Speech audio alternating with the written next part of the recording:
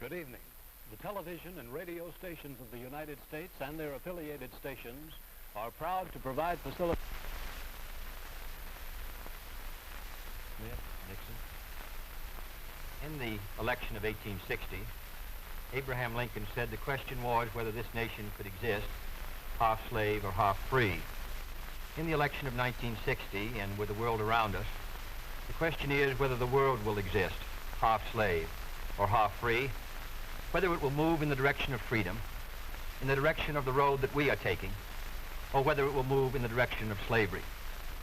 I think it will depend in great measure upon what we do here in the United States, on the kind of society that we build, on the kind of strength that we maintain.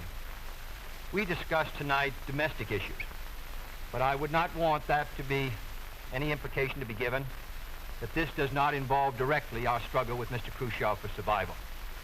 Mr. Khrushchev is in New York, and he maintains the communist offensive throughout the world because of the productive power of the Soviet Union itself. The Chinese communists have always had a large population, but they are important and dangerous now because they are mounting a major effort within their own country. The kind of country we have here, the kind of society we have, the kind of strength we build in the United States will be the defense of freedom. If we do well here, if we meet our obligations, if we're moving ahead, then I think freedom will be secure around the world. If we fail, then freedom fails. Therefore, I think the question before the American people is, are we doing as much as we can do? Are we as strong as we should be? Are we as strong as we must be if we're going to maintain our independence? And if we're going to maintain and hold out the hand of friendship to those who look to us for assistance, to those who look to us for survival? I should make it very clear that I do not think we're doing enough, that I am not satisfied as an American with the progress that we are making. This is a great country, but I think it could be a greater country. And this is a powerful country, but I think it could be a more powerful country. I'm not satisfied to have 50% of our steel mill capacity unused. I'm not satisfied when the United States had last year the lowest rate of economic growth of any major industrialized society in the world, because economic growth means strength and vitality. It means we're able to sustain our defenses. It means we're able to meet our commitments abroad. I'm not satisfied when we have over $9 billion worth of food, some of it rotting, even though there is a hungry world, and even though 4 million Americans wait every month for a food package from the government, which averages 5 cents a day per individual. I saw cases in West Virginia, here in the United States, where children took home part of their school lunch in order to feed their families, because I don't think we're meeting our obligation towards these Americans. I'm not satisfied when the Soviet Union is turning out twice as many scientists and engineers as we are. I'm not satisfied when many of our teachers are inadequately paid, or when our children go to school part-time shifts. I think we should have an educational system second to none. I'm not satisfied when I see men like Jimmy Hoffa in charge of the largest union in the United States, still free. I'm not satisfied when we are failing to develop the natural resources of the United States to the fullest. Here in the United States, which developed the Tennessee Valley and which built the Grand Coulee and the other dams in the northwest United States, at the present rate of hydropower production, and that is the hallmark of an industrialized society, the Soviet Union by 1975 will be producing more power than we are. These are all the things, I think, in this country that can make our society strong or can mean that it stands still. I'm not satisfied until every American enjoys his full constitutional rights. If a Negro baby is born, and this is true also of Puerto Ricans and Mexicans in some of our cities, he has about 1/2 as much chance to get through high school as a white baby. He has 1/3 as much chance to get through college as a white student. He has about 1/3 as much chance to be a professional man, about 1/2 as much chance to own a house. He has about 4 times as much chance that he'll be out of work in his life as the white baby. I think we can do better. I don't want the talents of any American to go to waste. I know that there are those who say that we want to turn everything over to the government. I don't at all. I want the individuals to meet their responsibility. And I want the states to meet their responsibility. but I think there is also a national responsibility. The argument has been used against every piece of social legislation in the last 25 years. The people of the United States individually could not have developed the Tennessee Valley. Collectively, they could have.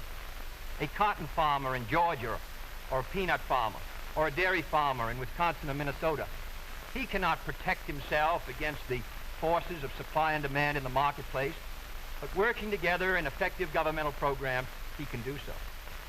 17 million Americans who live over 65 on an average Social Security check of about $78 a month.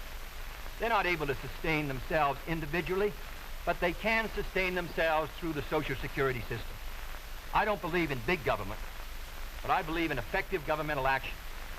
And I think that's the only way that the United States is going to maintain its freedom. It's the only way that we're going to move ahead. I think we can do a better job. I think we're going to have to do a better job if we are going to meet the responsibilities which time and events have placed upon us. We cannot turn the job over to anyone else. If the United States fails, then the whole cause of freedom fails. And I think it depends in great measure on what we do here in this country. The reason Franklin Roosevelt was a good neighbor in Latin America was because he was a good neighbor in the United States. Because they felt that the American society was moving again. I want us to recapture that image. I want people in Latin America and Africa and Asia to start to look to America, to see how we're doing things, to wonder what the President of the United States is doing, and not to look at Khrushchev or look at the Chinese communists. That is the obligation upon our generation.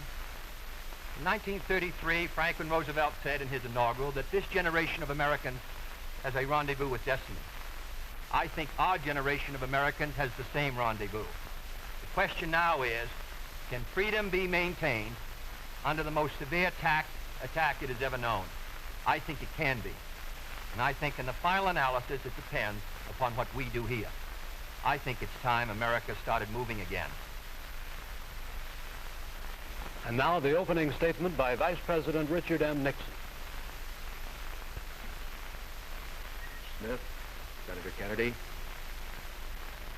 The things that Senator Kennedy has said, many of us can agree with. There is no question but that we cannot discuss our internal affairs in the United States without recognizing that they have a tremendous bearing on our international position. There is no question but that this nation cannot stand still because we are in a deadly competition.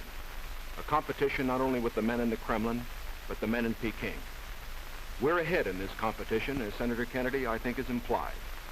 But when you're in a race, the only way to stay ahead is to move ahead. And I subscribe completely to the spirit that Senator Kennedy has expressed tonight, the spirit that the United States should move ahead. Where then do we disagree? I think we disagree on the implication of his remarks tonight and on the statements that he has made on many occasions during his campaign to the effect that the United States has been standing still. We heard that later. Looking then to this problem of how the United States should move ahead and where the United States is moving, I think it is well that we take the advice of a very famous campaigner. Let's look at the record.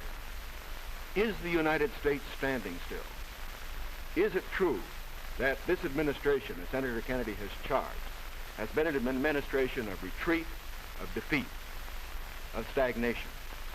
Is it true that as far as this country is concerned, in the field of electric power, in all of the fields that he has mentioned, we have not been moving ahead? Well, we have a comparison that we can make. We have the record of the Truman administration of 7.5 years and the 7.5 years of the schools. We have built more schools in these last 7.5 years than we built in the previous 7.5, for that matter, in the previous 20 years. Let's take hydroelectric power. We have developed more hydroelectric power in these 7.5 years than was developed in any previous administration in history. Let us take hospitals. We find that more have been built in this administration than in the previous administration. The same is true of there's been more growth in this administration than in its predecessor. But let's not put it there. Let's put it in terms of the average family. What has happened to you? we find have gone up 5 times as much in the Eisenhower administration as they did in the Truman administration. What about the prices you pay? We find that the prices you pay went up 5 times as much in the Truman administration as they did in the Eisenhower administration. What's the net result of this? This means that the average family income went up 15% in the Eisenhower years as against 2% in the Truman years. Now, this is not standing still. But, good as this record is, may I emphasize, it isn't enough. A record is never something to stand on. It's something to build on. And in building on this record, I believe that we have the secret for progress. We know the way to progress. And I think, first of all, our own record proves that we know the way. Senator Kennedy has suggested that he believes he knows the way. I respect the sincerity with which he makes that suggestion. But on the other hand, when we look at the various programs that he offers, they do not seem to be new. They seem to be simply retreads of the programs of the Truman administration which preceded it. And I would suggest that during the course of the evening he might indicate those areas in which his programs are new, where they will mean more progress than we had then. What kind of programs are we for? We are for programs that will expand educational opportunities, that will give to all Americans their equal chance for education, for all of the things which are necessary and dear to the hearts of our people. We are for programs, in addition, which will see that our medical care for the aged is much better handled than it is at the present time. Here again, may I indicate that Senator Kennedy and I are not in agreement as to the aim. We both want to help the old people. We want to see that they do have adequate medical care. The question is the means. I think that the means that I advocate will reach that goal better than the means that he advocates. I could give better examples, but for whatever it is, whether it's in the field of housing, or health, or medical care, or schools, or the development of electric power, we have programs which we believe will move America, move her forward and build on the wonderful record that we have made over these past 7.5 years. Now, when we look at these programs, might I suggest that in evaluating them, we often have a tendency to say that the test of a program is how much you're spending.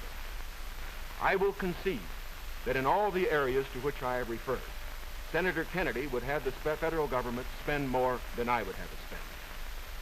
I costed out the cost of the Democratic platform. It runs a minimum of $13.2 billion a year more than we are presently spending to a maximum of $18 billion a year more than we're presently spending. Now, the Republican platform will cost more, too.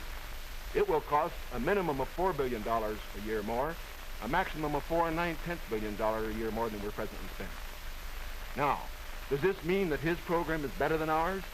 Not at all. Because it isn't a question of how much the federal government spends. It isn't a question of which government does the most. It's a question of which administration does the right thing. And in our case, I do believe that our programs will stimulate the creative energies of 180 million free Americans. I believe the programs that Senator Kennedy advocates will have a tendency to stifle those creative energies. I believe, in other words, that his programs would lead to the stagnation of the motive power that we need in this country to get progress. The final point that I would like to make is this. Senator Kennedy has suggested in his speeches that we lack compassion for the poor, for the old, and for others that are unfortunate. Let us understand throughout this campaign that his motives and mine are sincere. I know what it means to be poor. I know what it means to see people who are unemployed. I know Senator Kennedy feels as deeply about these problems as I do. But our disagreement is not about the goals for America, but only about the means to reach those goals. Thank you, Mr. Nixon. That completes the opening statements, and now the candidates will answer questions or comment upon one another's answers to questions put by correspondents of the networks. The correspondents. I'm Sandra Van Oker, NBC News. I'm Charles Warren, Mutual News. I'm Stuart Novin, CBS News. Bob Fleming, ABC News. The first question to Senator Kennedy from Mr. Fleming. Senator, the Vice President in his campaign has said that you are naive and at times immature. He has raised the question of leadership. On this issue, why do you think people should vote for you rather than the Vice President? Well, the Vice President and I came to the Congress together in 1946. We both served in the Labor Committee.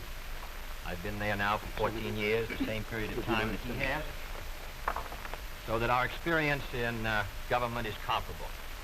Secondly, I think the question is, what are the programs that we advocate? What is the party record that we lead? I come out of the Democratic Party, which in this century has produced Woodrow Wilson and Franklin Roosevelt and Harry Truman, and which supported and sustained these programs which I've discussed tonight. Mr. Nixon comes out of the Republican Party. He was nominated by it.